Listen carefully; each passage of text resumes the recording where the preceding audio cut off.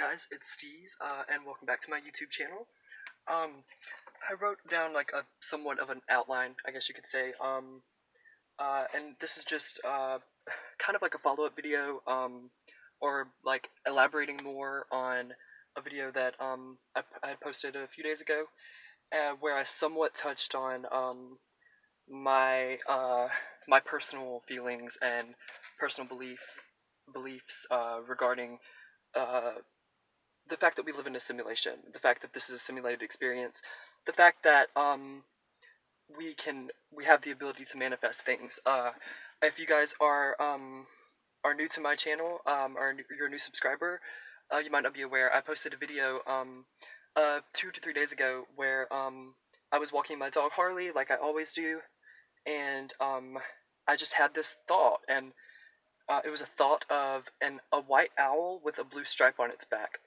Um, Needless to say, to make a long story short, um, the owl that I had envisioned in my memory um, appeared and manifested exactly, um, perfectly how I had envisioned it, and it shocked me.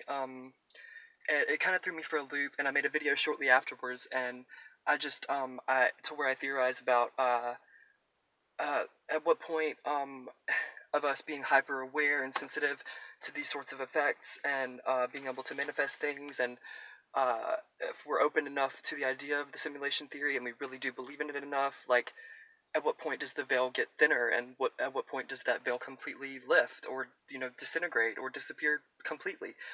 I don't know, but I just it's little things like synchronicity, deja vu, um things that are just too coincidental, and I do like air quotes because nothing is a coincidence as far as I'm concerned. Everything is too orchestrated and manipulated, and um, things just uh, things just seem to be. And I was doing a little test to about manifesting things, and how much that you can actually manifest. I mean, how much of a reality is manifesting reality? Like how can how far can it really go? Like how far can I manifest things? And I don't know. I'm just beginning to touch on this, and I'm just beginning to like scratch the surface of this. But a little test that I came up with, that if you guys want to try it yourselves, like manifesting things into reality, into existence, willing things to be, maybe if you want to, however you want to put it, whatever verbiage you want to use, however you want to phrase it. Um, what I did was I found a light bulb in my RV, a light bulb that's on, and I focused my attention on it. And you guys can do this at home if you want to kind of experiment for yourself. If you want to see if this is a theory that you're open to, see if it's something that makes sense to you. But just imagine that bulb flickering. Imagine the lit bulb flickering.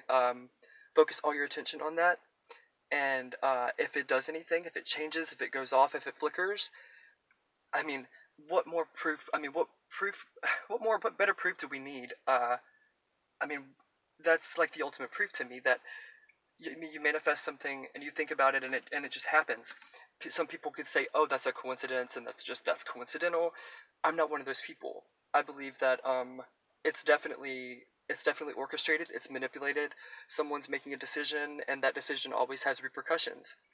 And I think that some of these repercussions are the Mandela Effect, and I think that our realities are so similar and so stacked, and I think that we've had such similar experiences.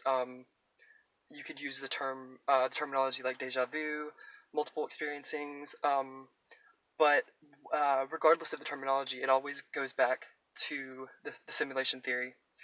And I just believe that manifesting things and being more open and enlightened and more in tune uh, to do so is can be a really powerful thing, and it can also be really cathartic, and it's also a lot more mind blowing and mind expansive than I originally had thought it to be. I didn't realize like how easy, or maybe effortless is the right word. It's not easy because you kind of have to be in tune and focus, and and everything. But I don't know. What do you guys think about manifesting reality? What is your take on the simulation theory? What does this all have to do with the Mandela effect? I don't necessarily know, but this is my theory. This is my take on it. I think that these things all kind of go hand in hand, and the more that we learn about one of them, the more we're going to learn about another. Um, Once again, I'm Steez. Thank you so much for watching, especially if you made it this far. I'm just like, I think it's a lot more comfortable. And you can be yourself a lot more whenever you're like in your vehicle or you're in your car. I mean, I don't know, I can't speak for you guys, but for me personally, it's really cathartic and it's really fun, and I feel like my inhibitions just like totally go away and are out the window whenever I'm in the car, and I just feel like I can focus on you guys and have an opus and opus, see exactly, an open and honest and real discussion with you guys, and that's what I always intend to do. If you like this sort of thing, like my video, subscribe if you enjoy my content. I'd really appreciate it, and I would love a comment. I love your feedback more than anything, and I love getting to know all of my fellow Emmy mates. Once again, I'm Steez. I love you so much for watching.